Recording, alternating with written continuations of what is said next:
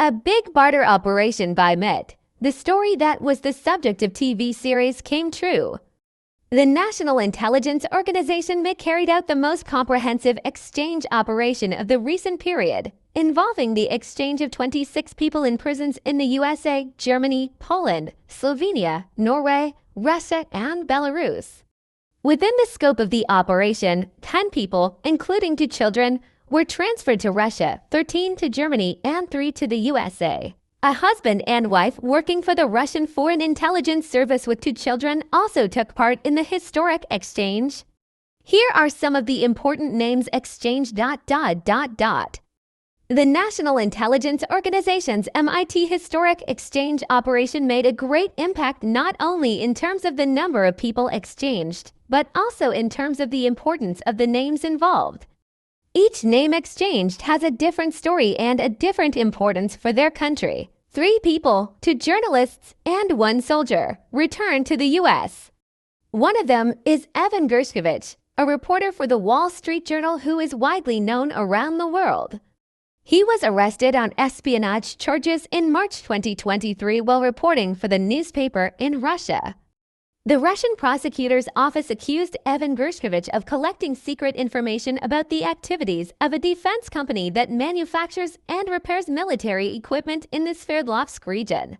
Gershkovich is the first foreign media worker in Russian history to be arrested on espionage charges.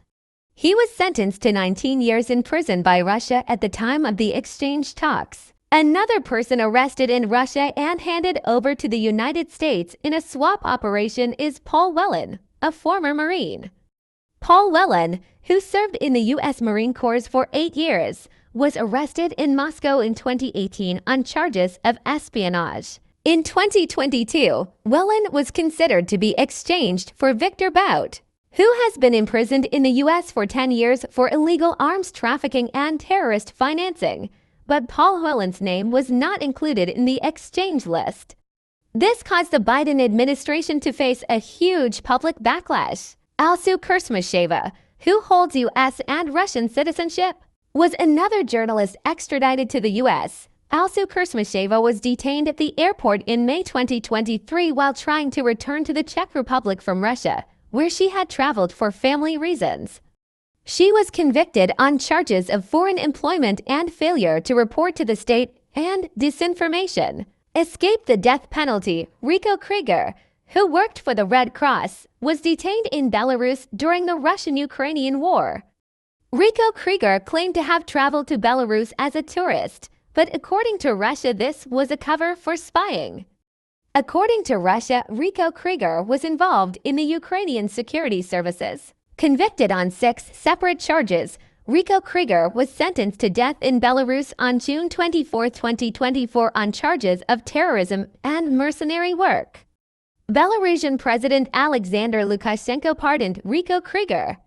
2 days after his pardon, Krieger returned to Germany through an exchange operation in Turkey. Navalny's close enforcer returned. Another important figure who returned to Germany during the historic exchange was Ilya Yashin. Yashin, a Russian citizen, served as mayor of Krasnoselsky. A close ally of Russian opposition leader Alexei Navalny, Yashin was convicted in December 2022 for spreading false information about the Russian army. Putin's opponent Kara-Murza returns to Germany.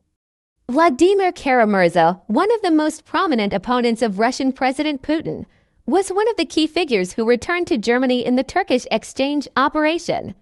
Sentenced to 25 years in prison, Vladimir Kara-Murza was arrested in April 2022 on charges of spreading false information about the Russian military, collaborating with an undesirable organization, and treason against the state. The sentence against Vladimir Kara-Murza, who was poisoned twice and came close to death, has been widely condemned internationally. While in prison, Vladimir Kara-Murza also wrote for the Washington Post. Russian intelligence officer returns to Russia. Vadim Krasakov, an important figure for Russia, was the only one brought from Germany in the exchange operation. Vadim Krasakov was specially trained by the FSB and sent to Berlin to kill Chechen opposition fighter Zelimkin Kongoishvili, whom Russian President Putin called a terrorist. Vadim Krasakov was sentenced to life in prison for the murder of Kongoshvili in Germany in 2019. Putin later referred to Vadim Krasakov as a patriot after he denied any connection to Russia at the time of his arrest. Vadim Krasakov's exchange with opposition politician Alexei Navalny was also on the agenda before his death. There was also a family with 2 children returning to Russia. A story that has been the subject of TV series came true.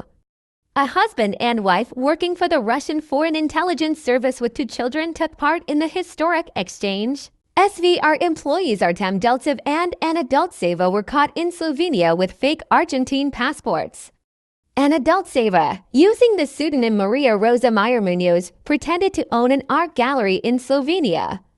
The family was brought from Slovenia with their 2 children and handed over to Russian authorities in a swap operation.